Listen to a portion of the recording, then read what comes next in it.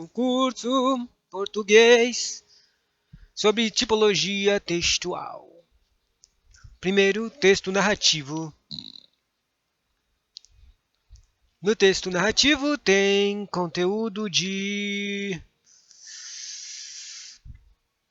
indireto livre, ordem narrativa, estrutura de texto narrativo, enredo, personagem, narrador, narrador observador, narrador personagem, ambiente, tempo e discurso direto e discurso indireto. Eu gostei dessa parte aqui.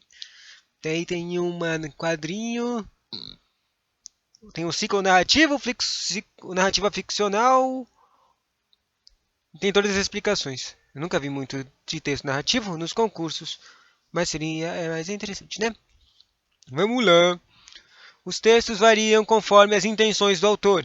Podem ser narrativos, descritivos, dissertativos, porém, raramente um texto é construído com as características de um só tipo.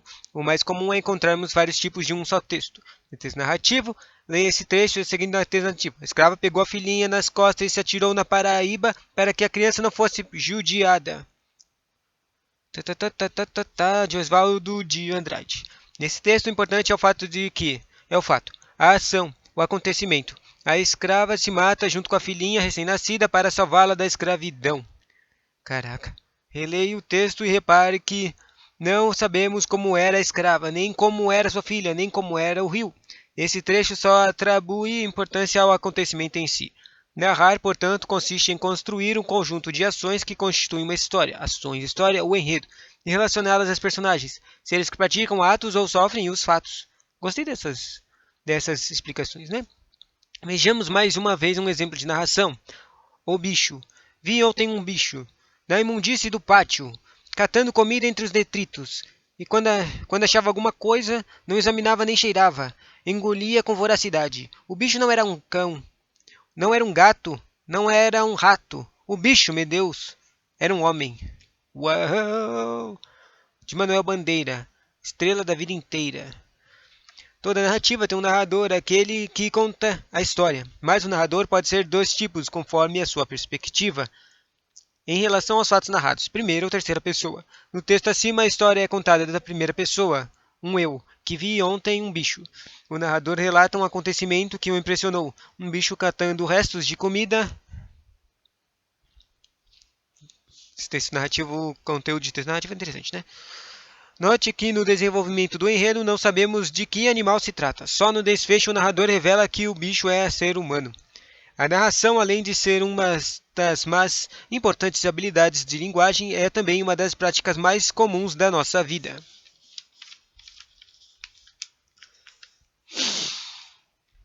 A narrativa associa nossa observação do mundo com nossa existência, nossa memória e nossa imaginação. Sobre a estrutura de um texto narrativo, primeiro o enredo. A narrativa é propriamente dita que possa ser linear ou retrospectiva, cuja trama mantém o interesse do leitor que espera por um desfecho, chama-se simplesmente ação. Segundo é personagem, a pessoa que atua na narrativa e pode ser principal ou secundária, típica ou caricatura. O terceiro cara é o narrador, que é o ponto de vista. Geralmente se classifica em um narrador observador, o autor que conta a história como observador que sabe de tudo, ou daí ele usa a terceira pessoa, ou um narrador do tipo narrador personagem, que o ator conta encarnando-se numa personagem principal ou secundária e usa a primeira pessoa. Depois aparece a estrutura de ambiente, que é o meio físico ou social onde o desenvolve a ação das personagens. Trata-se de um pano de fundo. Eu normalmente falo plano de fundo, mas é interessante que aqui está escrito pano de fundo, né? Plano. Do fundo ou do cenário da história. Quinta parte da estrutura é o tempo. É o elemento fortemente ligado ao enredo numa sequência linear ou retrospectiva, ao passado, presente ou futuro. Com seus recuos e avanços, pode ser cronológico quando avança no sentido do relógio, ou psicológico quando é medido pela repercussão emocional, estética ou psicológica nas personagens. Sexta estrutura é o discurso. É o procedimento do narrador de reproduzir as falas ou o pensamento dos personagens. Há três tipos de discurso: o discurso direto, o discurso indireto e o indireto livre. O discurso direto caracteriza por reprodução fiel da fala do personagem. As falas são reproduzidas integralmente e, via de regra, introduzidas por travessas. Numa estrutura tradicional, o discurso direto à fala do personagem é acompanhada por um verbo de elocução, verbo que indica a fala do personagem: dizer, falar, responder, indagar, perguntar, retrucar, afirmar, etc., seguido por 2 pontos. Alguns autores modernos pensam que o emprego dos verbos da elocução em favor de um ritmo mais veloz de narrativa, assim como também os sinais de pontuação, que introduzem e delimitam as falas. 2 pontos, travessões, aspas. Observe o exemplo. Aqui tem uma impressão de Cebolinha e a Mônica. Cebolinha, se você parar de me xingar, eu não bato mais em você e ainda lhe dou um beijo. Daí o Cebolinha imediatamente fala: sua gorducha baliguda. A fala nos quadrinhos normalmente é apresentada de forma direta, nos balões. Nos quadrinhos, né? Deixa eu mostrar os quadrinhos bonitinhos. Olha aqui a Mônica, Cebolinha, bonitinho, o Cebolinha aqui, ó, xingando ela. É apresentado de forma direta nos balões, sem interferência do narrador. No caso direto desta tira, Mônica e Cebolinha estavam em estabeleciam um diálogo. Direto, né? Segundo discurso, o discurso indireto. Caracteriza pela falta de o narrador de se apropriar de fala do personagem, ou seja, a fala do outro vem pelas palavras do narrador. No discurso indireto, observamos de seguinte estrutura: um verbo de elocução, que é o núcleo de prejudicado da oração principal, seguido de oração subordinada. A fala do personagem complementa o significado do verbo de elocução. Disse que, pensou que, desempenhando a função de objeto direto ou indireto introduzido por uma conjunção integrante que se observa o exemplo. O detento disse que ele não confiava mais na justiça. Logo depois perguntou ao delegado se ele iria prendê-lo. Indireto livre consiste na fusão entre narrador e personagem, isto é, a fala do personagem insere-se no discurso do narrador sem o emprego de verbos de locução, como dizer, afirmar ou perguntar ou responder, pedir ou escanear. Depois, observe um exemplo de discurso indireto. Agora, Fabiano queria entender-se como sim a vitória. A respeito... Não, com. Agora, Fabiano...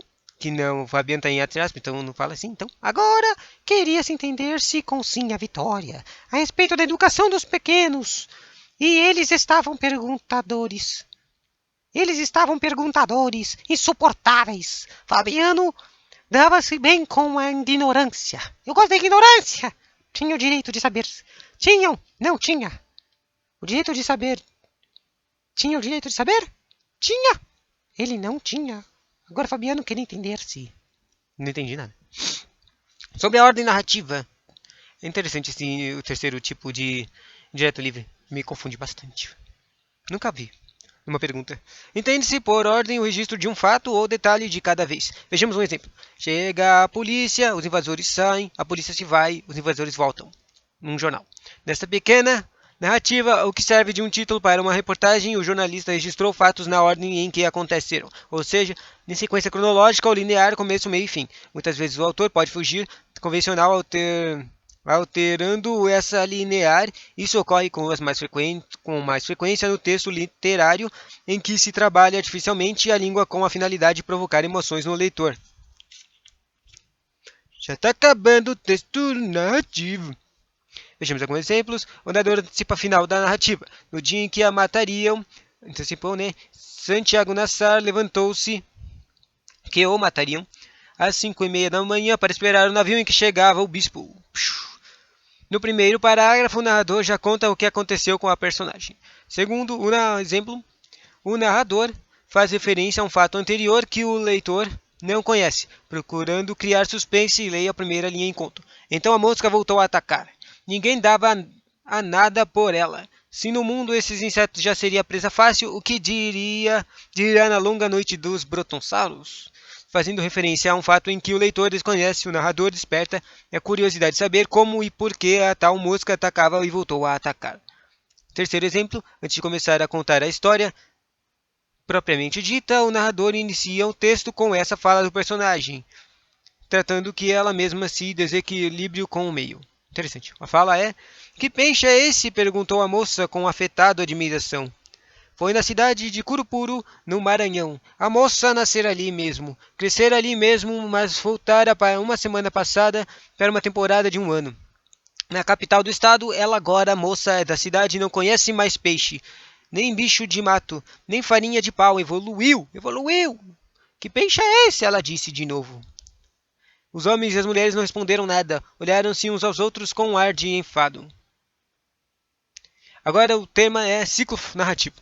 Nos textos essencialmente narrativos, predominam-se as frases verbais que indicam um processo ou uma ação. Narrativa tem como ponto de partida uma situação inicial que se desenvolve para chegar a uma situação final diferente da inicial. Uma situação inicial, uma situação de desenvolvimento, uma situação final. Na situação inicial, o personagem está apresentando numa determinada situação temporal e espacial, tempo-espaço. No desenvolvimento, apresenta-se o conflito, e a ação de se desenvolve até chegar ao clímax, em seguida a um desfecho.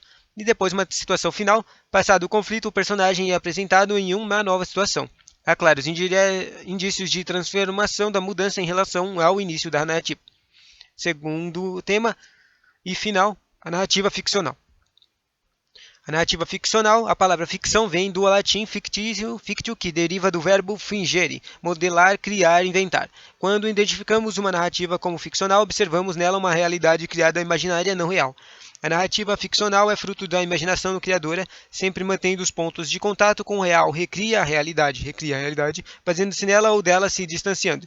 Se os acontecimentos narrados se os personagens apresentados aproximarem-se muito da realidade, o ponto de nos confundir, falamos com que a narrativa é verossímil, semelhante à verdadeira, se os acontecimentos e personagens se mostrarem absurdos, absolutamente improváveis. Falamos com a narrativa inverossímil que não é semelhante à verdade. O texto a seguir é um trecho de Alice no País das Maravilhas, um exemplo da narrativa da ficção em que podemos confirmar um universo imaginativo. Para baixo na toca do coelho, capítulo 1 do livro. Alice estava começando a ficar muito cansada de estar sentada ao lado de sua irmã e não ter nada para fazer. Uma vez ou duas ela dava uma olhadinha no livro que a irmã lia, mas não havia figuras ou diálogos nele. E para que serve um livro? Pensou Alice, sem figuras nem diálogos? Então ela pensava em consigo mesma tão bem quanto era possível naquela dia quente que a deixava sonolenta, é estúpida. Se o prazer de fazer fazer um colar de margaridas era mais forte do que o esforço de levantar e colher as margaridas, quando subitamente um coelho branco com olhos cor-de-rosa passou correndo perto dela. Daí eu pulo esse capítulozinho aqui, esse parágrafo. No mesmo instante, Alice entrou atrás dele no buraco, né? Sem pensar como faria para sair dali. A toca do coelho dava diretamente a um túnel e então se aprofundava repentinamente. Tão repentinamente que Alice não teve um momento sequer para pensar antes de já se encontrar caindo no que parecia ser bastante fundo. Na verdade eu não entendi. Cadê a ficção disso aqui? Uma garota que entra no buraco engatinhando e cai num buraco, né? Onde é? Não teve muita coisa ficção não, nesse parte do Alice nos Países das Maravilhas, né?